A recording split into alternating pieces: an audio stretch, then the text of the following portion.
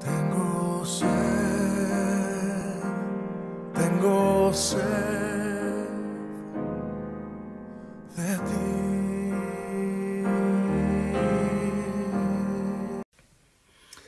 Buenos días, queridos hermanos. Continuamos con la reflexión de ayer, en la que David tuvo que lidiar con sentimientos de rabia y hostilidad.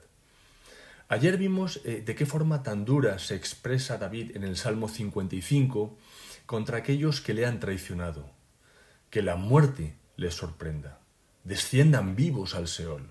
Destrúyelos, Señor. Respecto a esto vimos que David tenía claro que sus enemigos no eran solamente enemigos suyos, sino que eran enemigos de Dios. Y era tal el daño moral y la injusticia que estaban ocasionando por todas partes que David pide a Dios que intervenga. Y en segundo lugar también David le pide a Dios que juzgue el pecado como había hecho en otras ocasiones en el pasado. Hay un tercer elemento en cuanto a las imprecaciones de David en el Salmo 55, y es que David no está perdiendo los estribos sin causa alguna. Es claro que había sido tratado de una manera muy injusta, de una forma abominable, podríamos decir. Eso se ve claramente en los versículos que hablan de su dolor, al saber de la implicación de su amigo en la conspiración. Leemos a partir del versículo 12, porque no me afrentó un enemigo, lo cual habría soportado. No se alzó contra mí el que me aborrecía, porque me hubiera ocultado de él, sino tú, hombre, al parecer mi íntimo, mi guía, mi familiar, que juntos comunicábamos dulcemente los secretos, que andábamos en amistad en la casa de Dios. Hay mucho dolor en estas palabras, porque estaba involucrado alguien muy cercano, muy querido por David. ¿Qué pasaría si cuando David habla en el versículo 13 de mi familiar, se estuviera refiriendo nada más ni nada menos que al príncipe Absalón, su propio hijo que conspiró contra él? Recordad que posteriormente Absalón es ejecutado en el contexto de la batalla, ¿verdad? Y esto le sume a David en una profunda depresión. Y seguramente había mucha más gente leal a David, queridos de él, que se unieron a esta conspiración, incluyendo su propio consejero, Aitofel, que era el abuelo de Betsabé, el general Amasa, que era pariente tanto de David como del general Joab, el sacerdote Abiatar, con el que había ido a adorar y ahora le había abandonado. La promesa de fidelidad que se habían hecho mutuamente había sido ahora quebrantada. Algunas de esas personas que en apariencia se mostraban cortés, benevolentes hacia David, no eran sinceros, y David lo sabía. Versículos 20 y 21. Extendió el inicuo sus manos contra los que estaban en paz con él. Violó su pacto. Los dichos de su boca son más blandos que mantequilla, pero guerra hay en su corazón. Puede que nosotros hayamos sido traicionados por personas a las que teníamos el mismo cariño. Quizás nos sintamos rechazados incluso por nuestros padres, o quizás haya sido infiel nuestro marido o nuestra esposa.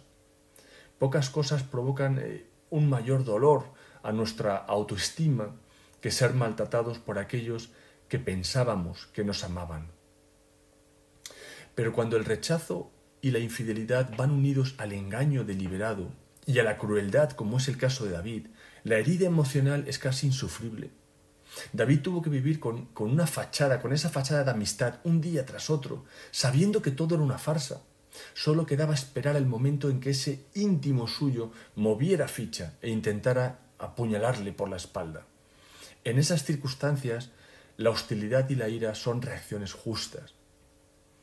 Y por último, quizás la cosa más importante en cuanto a estos párrafos difíciles a veces de entender, que claman venganza, es que esos sentimientos de hostilidad tienen lugar en el contexto de la oración privada de David, no en el contexto de sus actos públicos.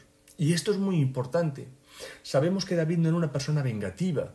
Pocos hombres de su época o de épocas anteriores han mostrado tanta generosidad hacia sus detractores. Recordemos las veces que perdonó la vida al rey Saúl, mostrándole misericordia, cuando la venganza le hubiera otorgado una ventaja política. David no era un hombre rencoroso, ni tampoco mandó ejecutar al que mató a Absalón, a su hijo Absalón, en contra de su voluntad. Entonces, ¿cómo hemos de interpretar su actitud hacia sus enemigos a la luz de estos deseos de venganza que aparecen en sus salmos? Bueno, la mejor respuesta es ver estos salmos como la explicación psicológica del espíritu de David. David se sentía furioso, como cualquiera de nosotros. Pero en vez de concretar la ira en actos públicos de venganza, David se desahogaba con Dios en momentos intensos de oración privada. Esto es muy importante porque la ira es una emoción intensamente destructiva y que ocasiona gran parte de las depresiones y crisis de ansiedad que sufren las personas. Hay mucha gente que piensa que lo único que se puede hacer con la ira es desahogarse. Yo qué sé, rompiendo algunos platos, dando algún portazo, puñetazos en el colchón. De hecho, hay muchas terapias psicológicas que se practican hoy en día que van destinadas precisamente a que la gente afronte sus sentimientos hostiles de esa forma. Pero el problema es que según algunas investigaciones recientes, lejos de eliminar la ira, esta clase de técnicas de desahogo lo único que hacen es aumentarla. Por ejemplo, los niños a quienes se les anima a deshacerse de la ira reprimida golpeando muebles, se vuelven más agresivos y no menos. Porque a menudo desahogarse solo sirve para establecer un hábito de hostilidad. Y en vez de hacer desaparecer el rencor o la hostilidad, lo refuerza. Lo que se necesita es alguna forma en que la persona pueda expresar su enojo sin acrecentarlo en el proceso. Y lo que David hizo fue expresar toda su rabia en privado, en sus oraciones, exponiendo al Señor cómo se sentía. Y eso es lo que tenemos en estos párrafos. De hecho, algunos consejeros cristianos recomiendan, por ejemplo, escribir una carta a Dios, expresando esos sentimientos reprimidos de rabia, de hostilidad o incluso de culpabilidad. Y cuando se termine esa carta, ofrecérsela a Dios, pedirle que la tome, que haga algo con lo que hay ahí escrito. Eso es echar sobre el Señor tu carga y Él te sustentará. Queridos hermanos, aquí y en otros salmos tenemos ejemplos de cómo orar cuando vivimos con esos sentimientos de rabia y de hostilidad. Espero que podamos expresarlos correctamente delante del Señor llegado el momento. Que el Señor nos ayude.